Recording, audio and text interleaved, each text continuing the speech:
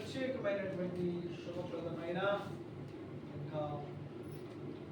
పునరుద్ధాన దినమున ప్రభు మనకు చేసినటువంటి ఎన్నో మేలుకరమైన కార్యాలు ఉన్నాయి. వాటిని ఎప్పుడు కూడా మనము తలపోసుకుంటూ జ్ఞాపకం చేసుకుంటూ ఉండాలి. దేవుని కార్యాలను మనం ఎప్పుడు మరచిపోము. ప్రభు మన జీవితంలో చేసిన వాటిని మనము బ్రతుకుదలమైనా కూడా జ్ఞాపకము తెచ్చుకుంటూ ఉండాలి. వాటిని మరిచిన ఎడల దేవుని యొక్క కార్యాలు మన బ్రతుకులో జరుగుటకు మరి అవకాశం లేకుండా పోతుంది. నీవు ప్రభువు చేసిన కార్యములను జ్ఞాపకం చేసుకుంటూ ఉండటం చేత మరిన్ని దేవుని యొక్క ఆశ్చర్య అద్భుత కార్యాలు జరగడానికి వీలుంటుంది. కనుక దేవుని యొక్క సన్నిధిలో ఎల్లప్పుడూ కూడా ఆయన చేసినటువంటి మేలులను ఉపకారములను మనం జ్ఞాపకం తెచ్చుకుంటూ ఉండాలి. మన బ్రతుకులో ఎన్నో ప్రభు యొక్క అద్భుతాలు ఆశ్చర్యకార్యాలు చూశాం. మన పట్ల ప్రభు మనకు దయచేసిన కుటుంబాల పట్ల, బంధువర్గం పట్ల, సంఘము పట్ల యేసయ్య చేసిన మేలులు ఎన్నో మరెన్నో లెక్కలేనన్ని ఉన్నాయి. వాటిని ఎప్పటికప్పుడు మెమరైజ్ చేసుకో, జ్ఞాపకము తెచ్చుకుంటూ ఉన్నాయి. వాటికి తగినటువంటి కృతజ్ఞత భావనలో ప్రభు సన్నిధిలో మనం వ్యక్తపరుస్తూ ఆయన సన్నిధికి మనం మరింత సమీపస్తులుగా బ్రతకడాన్ని నేర్చుకో. లేఖన భావంలో భక్తుడైనటువంటి దావీదు రాస్తూ ఉంటాడు. ఈ కీర్తనలో 103వ కీర్తన మనం చదువుతాం కదా. కీర్తన గ్రంథము 103వ కీర్తనలో భక్తుడైన దావీదు అంటున్న మాట, నా ప్రాణమా యెహోవాను సన్నుతించు, నా అంతరంగమున సమస్తమా ఆయన పరిశుద్ధ నామమును సన్నుతించు. నా ప్రాణమా యెహోవాను సన్నుతించుము, ఆయన చేసిన ఉపకారములను దేవుని మర్చిపోమాకు. దేవుని స్తోత్రం. ఏం చెప్తున్నాడు? ఎవరికి చెప్తున్నాడు చెప్పండి? ఏం చెప్తున్నాడు? దేవుడు చేసిన కార్యాల గురించి చెప్తున్నాడు. ఎవరితో చెప్తున్నాడు? తన యొక్క ప్రాణంతో చెప్తున్నాడు. నా ప్రాణమా, నా ప్రాణమా, నీలో ఉన్న ప్రాణానికి ఎప్పటికప్పుడు చెప్పుకుంటా ఉండాలి. నీలో ఉన్న ప్రాణానికి దేవుని కార్యాలు జ్ఞాపకం చేస్తా ఉండాలి. దేవుని స్తోత్రం. హల్లెలూయా. గమనించండి, మన ప్రాణముతో ప్రభువా నీవు చేసిన కార్యాలు గొప్పవి, పలానా సమయంలో నాకు చేసినటువంటి అద్భుతము నేను వర్ణింప తగినది కాదు, దాన్ని నేను వివరించలేను, అది అంత గొప్పది. ఇలాగ నువ్వు ప్రభువు చేసిన కార్యాలను ఎప్పటికప్పుడు జ్ఞాపకం చేసుకుంటూ ఉండాలి. ఆయన చేసిన ఉపకారములలో దేనిని మర్చిపోయాను. దేవుని స్తోత్రం. అప్పుడప్పుడు చేశాడు, అది అయిపోయింది కాదు. ఈ రోజున ఆ అప్పుడప్పుడు చేసిన కార్యాన్ని బట్టే ఇప్పుడు నువ్వు ఉండగలిగావు. ఆమేన్, హల్లెలూయా. నీవు నేను నిలబెట్టగలిగాము కాబట్టి మనము ప్రభువుకి కృతజ్ఞత తెలియజెప్తూ ఉండాలి. ఆయన చేసిన మేలును జ్ఞాపకం చేసుకుంటూ ఉండాలి, మెమరైజ్ చేసుకుంటూ ఉండాలి. జ్ఞాపకము చేసుకుంటూ ఉండగలిగితే నీవు మరొకరికి చెప్పగలుగుతావు. దేవుని స్తోత్రం. ఎందుకు నువ్వు మానకుండా ఆదివారం వస్తే గబగబా తయారైపోతావు, నీళ్లు చక్కబెట్టేసుకుంటావు, చక్కగా నీవు సిద్ధపాటు అయిపోయి పరుగున బైబిల్ పట్టుకుని ప్రార్థన వెళ్ళిపోతావు. ఎందుకంట అని ఎవరన్నా అడిగితే చెప్పగలుగుతావు. దేవుని స్తోత్రం. నాకు ప్రభువు చేసిన మేలు ఇదే, ఇది మాదిరికరమైనటువంటి జీవితం, ఇది అనేక మందికి కనపరచగలిగినటువంటి ఆ యొక్క జీవిత క్రమం నేను జ్ఞాపకం చేస్తాననే విషయాన్ని. ఒక రోజున ఒక అమ్మాయి యవనస్తురాలు ఆ యొక్క మొదటి అంతస్తులో తలస్నానం చేసి చక్కగా ఆ తలను దూకుంటూ చిక్కు తీసుకుంటూ ఆరబెట్టుకుంటా ఉంది. కింద ఆ రోడ్డు ప్రక్క నుండి ఒక అవిటతో కుంటువాడు ఒక కర్ర పట్టుకుని బైబిల్ చేతి పట్టుకుని కుట్టుకుంటూ వెళ్తున్నాడు. ఆ రోడ్డు మీద వెళ్తుంటే ఆ కుంట ఆయన చూస్తా ఉంది, ఈమె తల దూకుంటూ. ఆదివారం ఉదయం 9:30 గంటలకు అలా వెళ్తున్నాడు. ఏమో దూకుంటూ ఆ మనిషి వెళ్ళే వరకు చూసి అలా కష్టపడి చేతిలో బైబిల్ పట్టుకుని పుస్తకం పట్టుకుని వెళ్తున్నాడు. ఆదివారం అయిపోయింది. మరో ఆదివారం అదే ప్రయాణిగానే దూకుంటూ ఉంటే ఆ కుంటువారు వెళుతూ ఉన్నాడు 9:30 గంటలు. మరో ఆదివారం ఆమె అలాగే స్నానం చేసి తల చిక్కు తీసుకుంటా ఉంటే రోడ్డు పక్క నుంచి ఆ కుంటువారు వెళ్తా ఉన్నాడు. ఆదివారం 9:30 గంటలకు బైబిల్ పుస్తకం పట్టుకుని. మరలా మరొక వారం, ఈ వారం బాగా వర్షం పడుతుంది. వర్షం ఉదయం పడుతుంది. ఈమె తలస్నానం చేసింది, అలా దూకుంటా ఉంది అనుకుంటుంది కదా, కుంటోడు రావాలే అని ఈ రోజు వర్షం వస్తుంది కదా, ఏమవుతాడులే ఎక్కడికో బైబిల్ పెట్టుకుని పుస్తకం పట్టుకుని పోతా ఉంటాడు. ఆదివారం కదా మందిరానికి చర్చికి పోతా ఉంటాడులే, ఆయన ఈ రోజు వర్షం వస్తుంది కదా అనుకుంటారు. కొద్దిగా ఆలస్యమైంది. తలకి క్యారీ బ్యాగ్ పెట్టుకుని టోపీలాగా బైబిల్ పుస్తకాన్ని కవర్లో పెట్టుకుని క్యారీ బ్యాగ్ లో అలాగే కథ పట్టుకుని కొంచెం త్వరగా కుంటుకుంటూ వెళ్ళిపోతున్నాడు. ఆ తుఫాను వర్షంలో, ఆ సన్నటి షవరింగ్ వర్షం. అది ఏంటి పోతున్నాడు, ఇట్లా పోతున్నాడు. వర్షం వస్తున్నా సరే వెళ్ళిపోతున్నాడు. ఏమిటి కదా, అసలు ఏముంది అక్కడ? ఈరోజు వర్షం మారేస్తాడు అనుకున్నాను కదా, ఏముంది అక్కడ నేను చూడాలి అనుకుని గబగబా వారికి వెళ్ళి రెడీ అయిపోయి గొడుగు పట్టుకుని అల్లంత దూరంలో ఆయన ఉన్నాడు, నడుస్తా పోతున్నాడు. ఈయన ఇక్కడ గొడుగు పట్టుకుని మెల్లగా ఆయన వెనక ఆలిపోతుంది. అలా వెళ్తూ వెళ్తూ వెళ్తూ ఉండగా కొంత దూరంలో రోడ్డు పక్కన ఒక చర్చి కనిపించింది. ఆ చర్చిలో నా కుర్రాడు వెళ్ళిపోయాడు, ఆ గుట్టి కుర్రాడు. ఈమె కూడా వెళ్ళిపోయి వెనకాల కూర్చుంది, గొడుగు అక్కడ పెట్టి కూర్చుంటే దైవ సేవకులు వాక్య పరిచయంలోకి వెళ్ళారు. ఆయన వాక్య పరిచయంలోనికి వెళుతూ ఉన్న సందర్భంలో అన్నారు కదా, మీరు ఏమైనా ప్రార్థన అవసరం ఉంటే చెప్పేటటువంటి వారు ఉంటే అందరికీ చెప్పండి. ఏమైనా ప్రత్యేకమైనటువంటి సాక్ష్యం ఉంటే తెలియజేయండి. కొత్తగా మందిరానికి వచ్చిన వారు ఎవరు ఉంటే లేచి నిలబడిందాక అందరి వైపు చూస్తే ఎవరు కొత్తరు, ఏం చూస్తే కొత్తగా నేను చర్చిలోకి అందరు నాయకులు చూస్తారు. చెడుకు లేచి నిలబడు. ఏమా నువ్వు కొత్తగా వచ్చావా? అవును సార్ అంది. ఏమైనా చెప్పగలుగుతావా? ముందుకు వచ్చి చెప్తాడండి అన్న. గబగబా ముందుకు వచ్చేసి అంది కదా, నేను ఈ మందిరానికి రావడం కొత్త. నేను రావడానికి గల కారణము ఇదిగో కొన్ని వారాల బట్టి నేను చూస్తున్నాను. ఒక కుంటి కుర్రాడు అవిటి కుర్రాడు ఈ మందిరానికి వస్తున్నాడు. నేను కొన్ని వారాల బట్టి చూస్తున్నాను. ఈ రోజు వర్షం పడుతుంది. నేను నా యొక్క ఎట్ట నుండి చూసి అనుకుంటున్నాను, ఈ కుర్రాడు ఈ రోజు రాడు, ఈ వర్షంలో మందిరానికి రాడు అనుకున్నాను. కానీ ఆసక్తితో ఆతృతతో గబాగబా నడుచుకుంటూ వెళ్ళిపోతున్నాడు. వర్షం తుప్పర పడుతున్నప్పటికీ కూడా అరే ఎంత ఆసక్తిగా ఎంత ఆతృతగా వెళ్ళిపోతున్నాడు కుర్రాడు.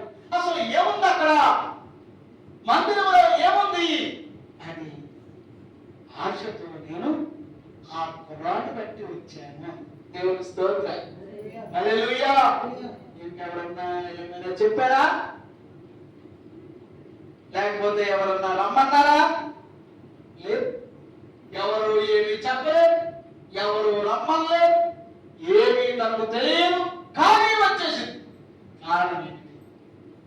నీకు దేవుడు చేసిన మేలులను నీవు మర్చిపోకుండా వాటిని జ్ఞాపకం చేసుకున్నా, వాటిని ఎల్లప్పుడూ కూడా గుర్తు పెట్టుకుని నీవు దేవునికి కృతజ్ఞత కలిగి నడుస్తా ఉంటే నిన్ను చూసి అనేక మంది దేవుని సన్నిధికి రాగలుగుతారు. దేవుని స్తోత్రం, హల్లెలూయా.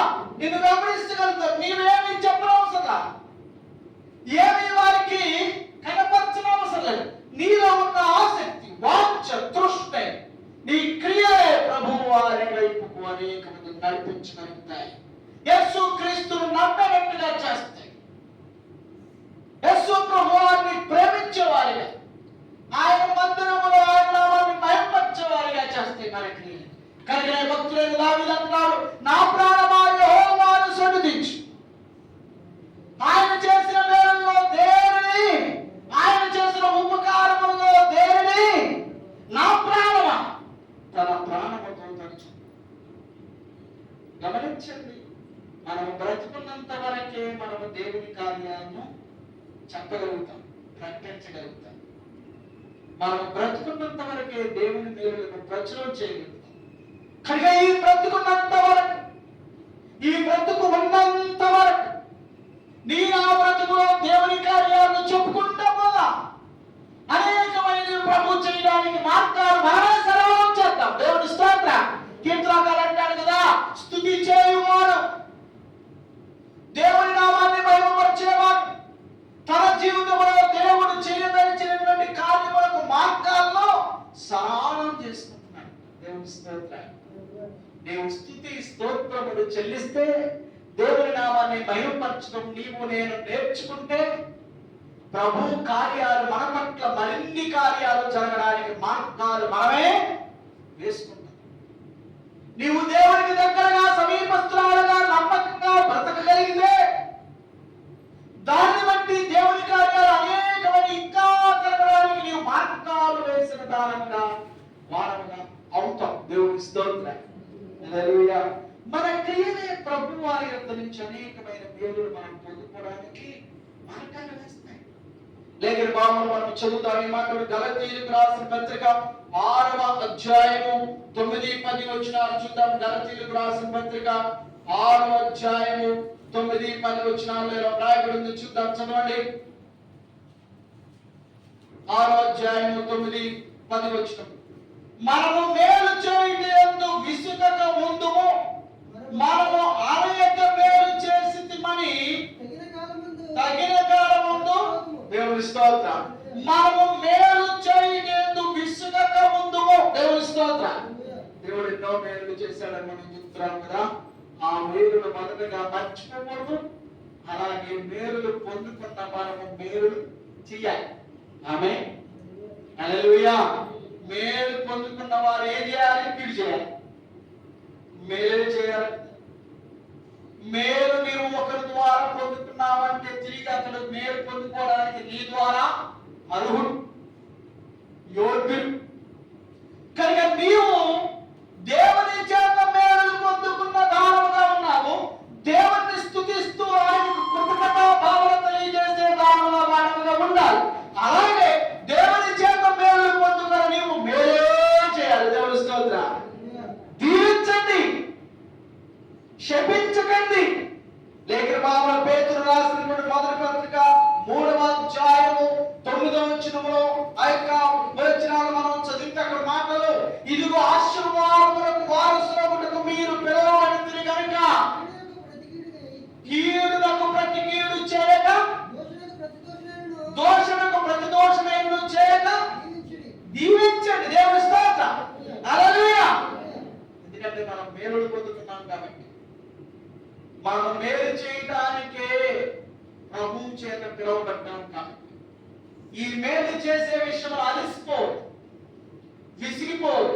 అంటారు కదా ఒక సామెత, ఎవరైనా అట్టు పెడితే ఎంత పెట్టాలి? తిరిగి అట్టున్నర పెట్టు.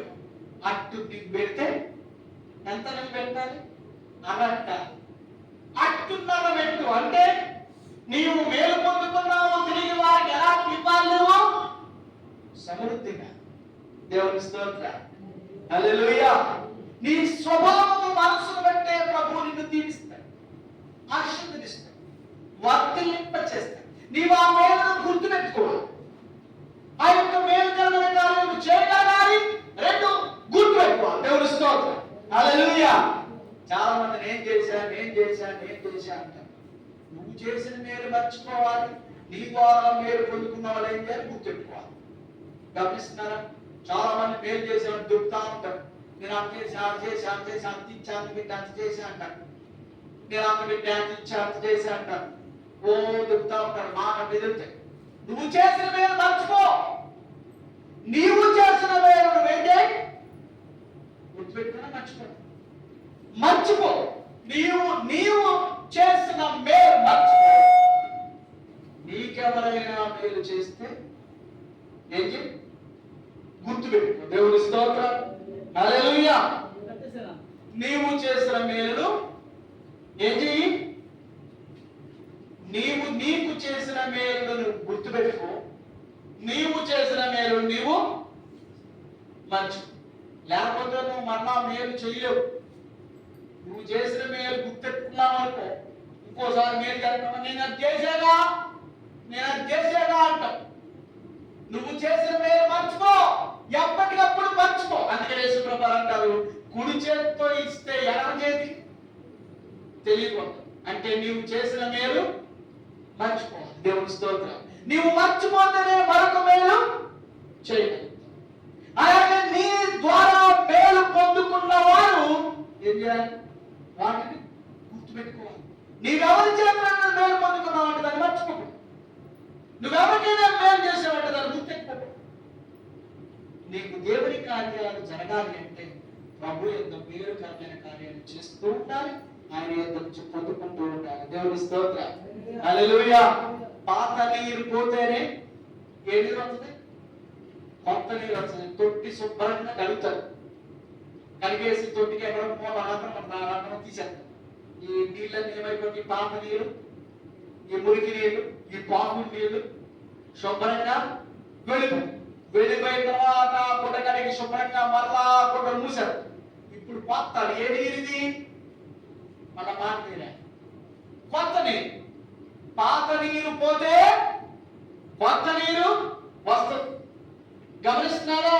నీనా బ్రతుకులో మేలులు జరుగుతూ ఉండాలి అంటే, నీలో మేలులు పడుతూ ఉండాలి అంటే నీవు ఆ మేలులు ఇంకొకరు చేస్తా ఉండాలి. దేవుని స్తోత్రం. హల్లెలూయా. నీవు చేస్తూ ఉండాలి, అవి నువ్వు మరుస్తూ ఉండాలి. దేవునికి చేస్తూ ఉండాలి, అవి నువ్వు గుర్తెట్టుకుంటూ ఉండాలి. దేవుని స్తోత్రం. హల్లెలూయా. కనుక దేవుని యొక్క సన్నిధిలో ఎల్లప్పుడూ కూడా మనము జ్ఞాపకం చేసుకుంటూ ఉండాలి. దేవుని కార్యాలు, మేలుకరమైన కార్యాలను కృతజ్ఞతా భావంతో జ్ఞాపకం చేసుకుంటూ ఉండాలి. అమెరికా దేశంలో మొట్టమొదటి president, first president of America Abraham Lincoln గారు. ఆయన ప్రెసిడెంట్ అవ్వగానే అమెరికా దేశాన్ని ఎంతో మంది వారికి ఉన్న అవసరతలు, అంకలు, సహాయాలు అన్ని కూడా ప్రెసిడెంట్ గారికి చెప్పుకోవడానికి వస్తూ ఉండేవారు. రోజుకి కొన్ని వందల మంది వస్తూ ఉండేవారు. వారి అవసరతలు చెప్పుకునేవారు, వారికి కావలసిన మేలులు పొందుకునేవారు, అనేక సహాయాలు చేస్తూ ఉండేవారు. ఇలా ఎందరికో మేలుకరమైన కార్యములు చేస్తూ ఉన్నటువంటి ఆయన దగ్గరికి ఒక రోజున బాగా అలిసిపోయినటువంటి అబ్రహాం లింకన్ గారు సాయంత్రము అలా అలిసిపోయి బయట ఎవరైనా ఉన్నారా అని ఆ గుమస్తాను అడగడానికి బెల్ కొడితే ఎవరు రాలి. ఒకవేళ బహుశా అతగారు కూడా అలిసిపోయాడేమని ఈయనే బయటకు వచ్చాడు. బయటకు వస్తే ఒక ముసలావిడ చిన్న సంచి కట్టుకుని కూర్చుంది. ఏమా నీకేం కావాలి? ఏం అవసరంతో వచ్చావు? నా యొక్క ఆఫీస్కి ఏం కావాలని వచ్చావు? వీళ్ళేమి ఇక్కడ బందోబస్తు వీళ్ళందరూ ఏదంటే వారందరూ ఇప్పటి వరకు అలసిపోయి తినడానికి వెళ్ళారు అలా పక్కకి అని అంటే, నీకేం కావాలని వచ్చావు అంటే, ఈ పెద్ద ఆవిడ అందంట, అయ్యా నీవెంతో మందికి మేలు చేస్తున్నావని ఎంతో మందికి సహాయ సహకారాలు అందిస్తున్నామని నేను విన్నానయ్యా. దేవుని స్తోత్రం. నేను విని నీకు దేవుని మీద ఉన్నటువంటి ఆ యొక్క నమ్మకమును బట్టి నీ బిడ్డలకి దేవుడే మేలు చేస్తాడనేటటువంటి భావనతో నువ్వు అనేక మందికి మేలుకరమైన కార్యాలు ఎన్నో సహాయ సహకారాలు అందిస్తున్నావు కనుక నీ యొక్క మంచి పనులను నేను విని సంతోషించాను. నేను ఇన్ని మేలు చేస్తున్న నీకు కృతజ్ఞతలు చెప్పాలి, వందనాలు చెప్పాలనిచ్చాను. దేవుని స్తోత్రం. అందరూ అడిగి పొందుకునే వాళ్ళే వచ్చారు. ఎవరో కూడా నువ్వు చేస్తున్న మేలుకు, నువ్వు చేస్తున్న సహాయ సహకారాలకి కృతజ్ఞతలు చెప్పడానికి వచ్చాను నేను అన్నప్పుడు ఎప్పుడు లేదు. అంతే. ఈ మాట వినగానే అబ్రహాం లింకన్ గారు పటపట కన్నీళ్లు కార్చేశారు. మీ యొక్క కార్యాలు నేను అనేక మంది దగ్గర విన్నాను. విని మీకు కృతజ్ఞతలు తెలియచేయాలి, వందనాలు చెప్పుకోవడానికి వచ్చాను బాబు, నాకేం అవసరం లేదు మీ దగ్గర నుంచి అని తన యొక్క సంచిలో ఉన్నటువంటి ఆ స్వీట్ బాక్స్ ని, ఆ యొక్క స్వీట్ బాక్స్ తీస్తూ, మీకు స్వీట్లు అంటే ఇష్టం అంట కదా, విన్నాను నేను, ఇదిగో మీకోసం తెచ్చాను ఇచ్చింది. అవి తీసుకుంటున్న ఈ పెద్ద ఆయన అమెరికా దేశానికి ప్రెసిడెంట్ అలాంటి నీళ్లు కొట్టేసుకున్నాడు. గమనించండి, ఆ రోజు నుంచి బ్రతికినంత కాలం ఆయన మేలు చేస్తానే సహాయాన్ని అందిస్తానే ఉన్నాడు. దేవుని స్తోత్రం. హల్లెలూయా. తనలో గొప్ప ఉత్సాహం వచ్చింది, గొప్ప ఆనందం కలిగి ఉషారు వచ్చింది. నేను ఆ బ్రతుకులో దేవుని కార్యాలను ఎప్పుడు మర్చిపోబడ్డాను. నీ బిడ్డల విషయం, నీ కుమారుడు కుమార్తె విషయం, నీ పరిపాలన విషయం, నీ యొక్క అవసరతల అక్కర్ల విషయంలో, నీ బలహీనత అనారోగ్య విషయం, ప్రభు చేసిన మేలు ఎప్పుడో, ప్రభు చేసిన మేలు ఎక్కడో, ప్రభు చేసిన మేలుకరమైన కార్యాలు ఎన్నో నీ బ్రతుకులో ఉన్నాయి. వాటిని ఎప్పుడు కూడా నువ్వు మర్చిపోకూడదు.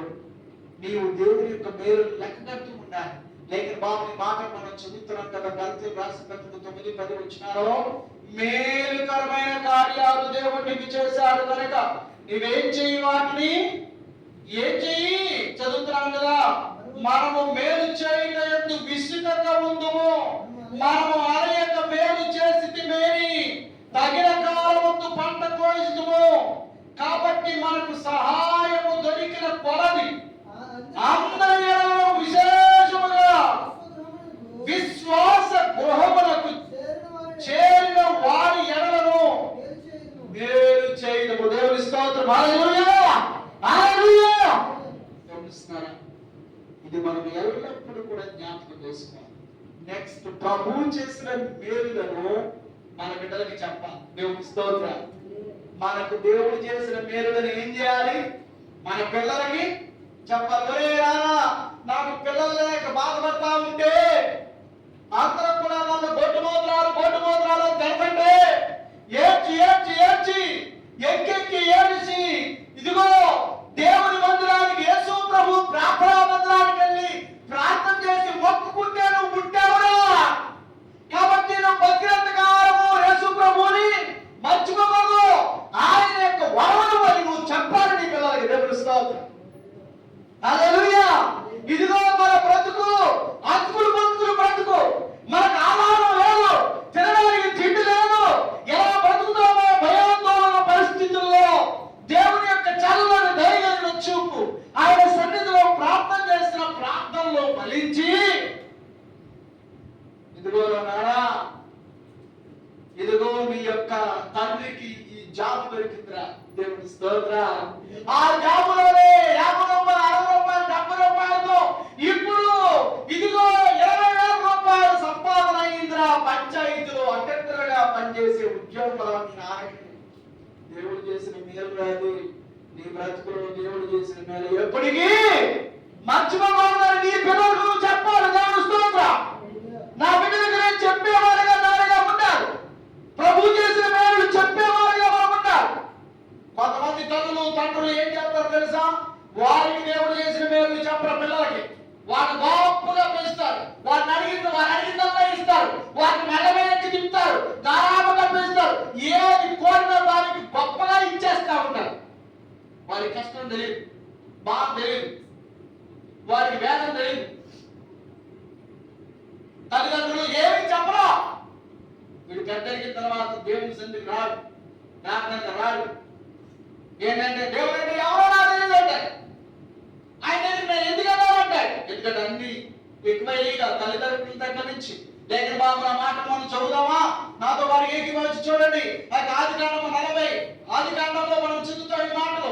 41 వచనాల్లో మనం చదివితే ఆదికాండము 41 అధ్యాయం 41 వచనం చూడండి. అక్కడ యోసేపు దేవుని యొక్క గొప్ప జ్ఞానాన్ని పొందుకుని ఆ జ్ఞానంలో కలల భావాన్ని, అర్థాన్ని వివరించి ఆ యొక్క రాజు ఫరో యొక్క కళ భావాన్ని చెప్పారు. ఏమిటా కళ అంటే ఐగుప్తు రాజైన ఫరో ఒక కళ వచ్చింది. ఆ కళ ఏంటి? పడుకుంటే అతను ఒక కళ వచ్చింది. ఏమిటా కళ? ఒక బాగా పండినటువంటి చాలలో బాగా మేసి బలిసిన 7 ఆవులు, బాగా బలిసి దట్టంగా ఉన్న 7 ఆవులు. ఇవి బాగా బలిసి దట్టంగా ఉన్న 7 ఆవులు ఉండగా మరలా కలలో బక్క చిక్కిపోయినటువంటి 7 ఆవులు కనిపించాయి. ఈ బక్క చిక్కిపోయినటువంటి 7 ఆవులు ఈ బలిసినటువంటి 7 ఆవుల్ని తినేసి, బక్క చిక్కిపోయిన 7 ఆవులు బలిసినటువంటి 7 ఆవుల్ని ఏం చేసి తినేసి భయమేసింది రాజుకి. ఉలిక్కి పడేసాడు. అబ్బో ఏంటిది అని చెప్పి ఎలాంటి కళలు 2 రకాలుగా కన్నాడు. కళలు కానీ దేశం అంతా టముకేయించాడు.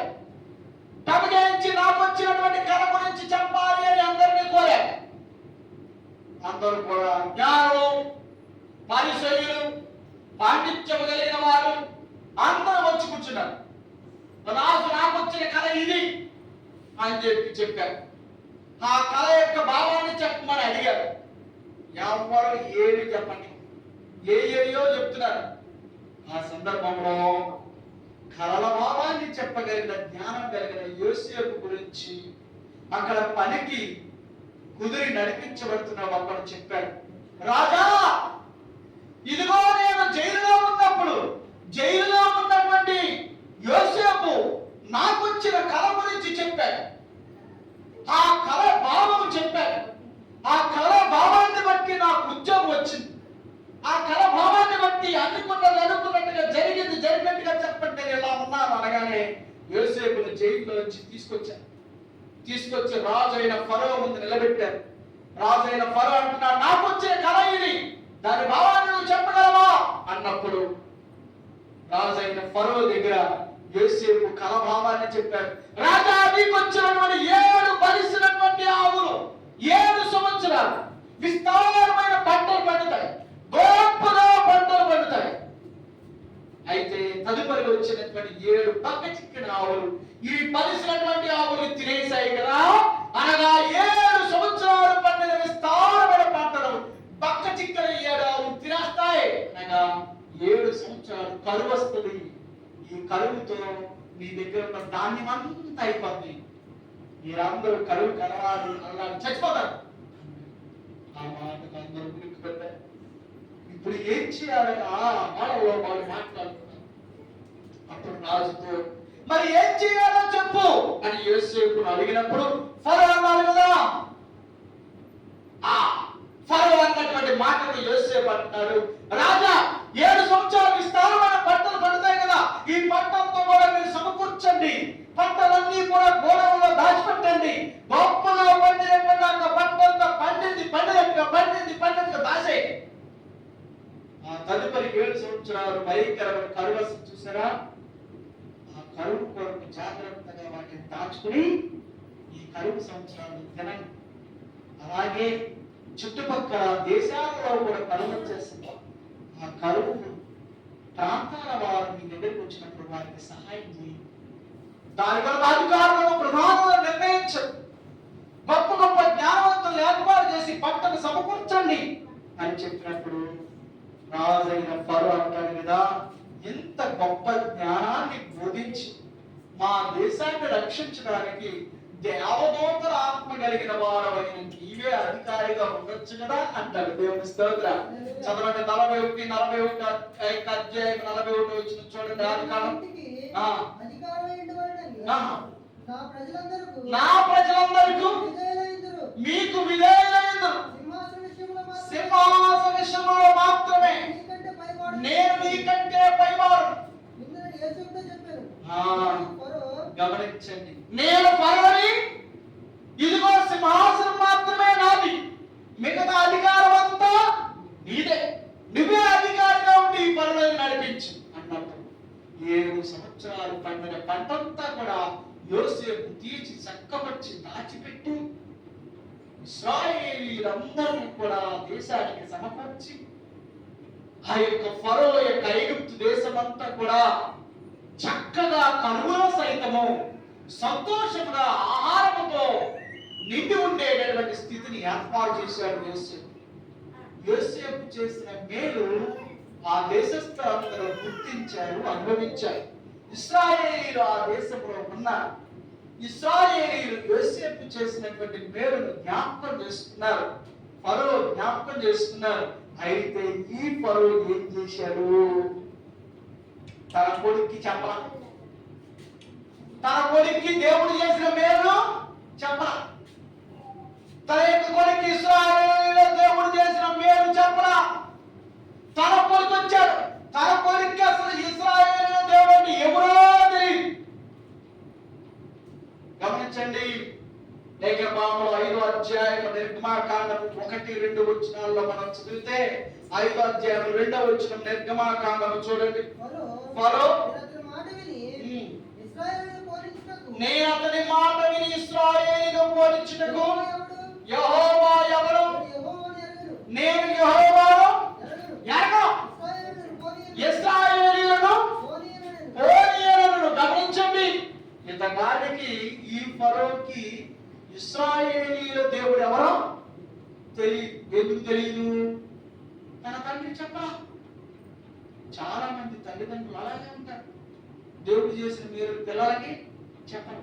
ఒరే నువ్వు ఎంత కష్టపడితే పుట్టావురా, ఒరే మన బ్రతుకులు ఇలా ఉన్నాయంటే కారణం ఏమిటి? మనం పొయ్యిలో ఉంటే పొయ్యి మీద ఉండేటువంటి బ్రతుకులు కాదురా, మన జీవితాలు ఎంతో అష్ట కష్టాల మీద నడిచినాయి. అయితే దేవుడు చల్లగా చూడబట్టి, దేవుని కృప ఉండబట్టి మిమ్మల్ని ఈ రకంగా పెంచగలిగాను రా నాయన. ఇదిగో ఈ రకంగా చెట్టంతా అయ్యారు మీరు, దేవుని యొక్క చల్లటి దయ కలిగిన కృప ద్వారానే మనం ఈ స్థితిలో ఉన్నామరా అని చెప్తా ఉండాలి పిల్లలకి. దేవుని స్తోత్రం, హల్లెలూయా. అలా చెప్పకపోబట్టి వారికి పెద్దవారైన తర్వాత చెప్తే ఎవరుగా సో చెప్తున్నాం అంట. నీవు నీ పిల్లలు రక్షించబడాలి అంటే నీకు చిన్ననాటి నుంచే దేవుడు చేసిన కార్యాలను వారికి ఏం చేస్తా ఉండాలి?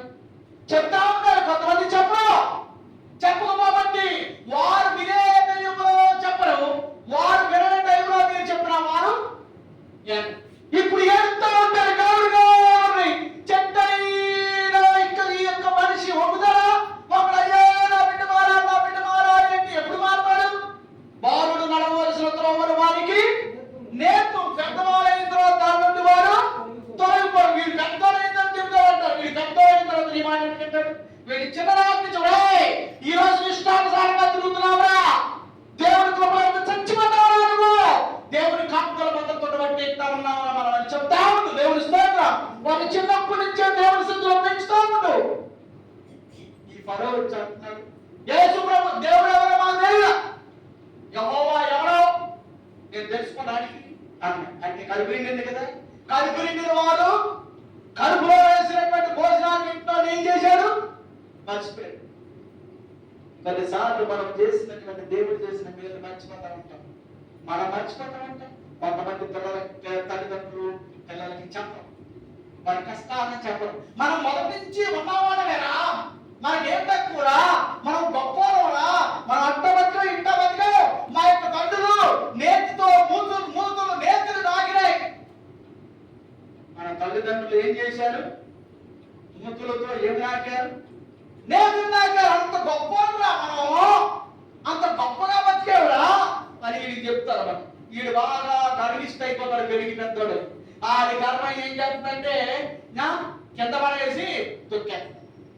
వారి దేవుడి గురించి తెలియదు. లేఖనంలో సామెతల గ్రంథంలో ఒక మాట చూస్తాం. సామెతల గ్రంథం ఈ మాట మనం చదువుకుని ముగించుకుందాం. చూడండి, సామెతల గ్రంథము 30వ అధ్యాయము 7-8 వచనాలు చూడండి. 30వ అధ్యాయము 7-8 వచనాలు చదువుదాం. దేవా, నేను మీతో 2 మనవులు చేసుకుంటున్నా. దయచేసి నేను చచ్చిపోకుండా నాకు ఏం చేస్తున్నాడు? ప్రార్థన చేస్తున్నాడు భక్తుడు. దేవా, నేను నీ దగ్గర 2 మనవులు చేస్తాను. 2 ప్రార్థనలు 2 మనవులు చేసుకుంటా. అవి నేను చచ్చిపోక ముందే నాకు ఇచ్చే. ఏమిటయ్యి? చదవండి. వ్యర్థమైన వాటిని నాకు దూరంగా ఉంచు. రెండవది, పేదరికమైనను ఐశ్వర్యమైనను నాకు దయచేయకము. తగినంత ఆహారం నాకు అనుగ్రహించు.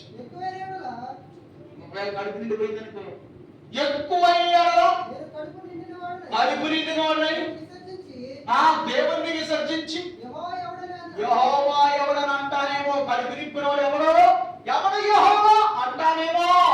గమనిస్తున్నారా? ఇప్పుడున్న పిల్లలు అట్టాగే అంటున్నారు. వీళ్ళేం గాములు నేర్పుతా ఉంటారు తల్లిదండ్రులు.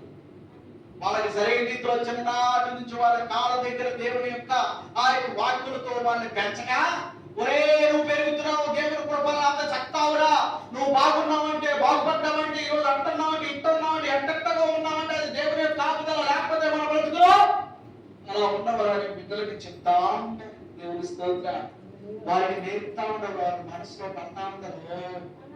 మా అమ్మ ఎందుకు చెప్పేదో అని చెప్పేసి, మా అమ్మ ఎందుకు చెప్పేదో, ఇలా ఉండబట్టేనట నాకు ఇది జరిగిందంట, లేకపోతే నేను ఈ స్థితిలో ఉండేవాళ్ళ కాదట. మా అమ్మ చెప్పేది నాకేమనంటే, నాతో ఎప్పుడు చెప్తా ఉండేది ఏమని, అరే నాన్న ట్రాఫిక్ లో జాగ్రత్త, ప్రత్యేకంగా పెడన బంటుమెల్లి రోడ్డు దగ్గర జాగ్రత్త, పెడన సెంటర్ లో బంటుమెల్లి టర్న్ అయ్యే రోడ్డు దగ్గర జాగ్రత్త. ఎందుకంటే అక్కడ బాగా ట్రాఫిక్ ఉంటుంది. మీ నాన్న నన్ను పడేసాడు, ఈ ట్రాఫిక్ లో నన్ను బండిని పడేసాడు, అక్కడ జాగ్రత్త అని. నేను కారులో వెళ్తున్నా, బండి మీద వెళ్తున్నా, పెడన సెంటర్ లోకి వెళ్ళగానే ఈ మాట వింగిలో అమ్మో ఇదేంటి, పెడన సెంటర్ జాగ్రత్త జాగ్రత్త. ఇది ఎప్పుడు మెదుగుతా ఉంటుంది. ఈ ఆ ప్లేస్ రావాలో అది గుర్తుంటుంది. మన బ్రతుకులో మన బిడ్డలకు మనం చెప్పిన మాటలు ఏదో సందర్భంలో గుర్తుకొస్తా ఉంటాయి. దేవుని స్తోత్రం. గుర్తుకొచ్చే రకంగా వారికి చెప్పాలి.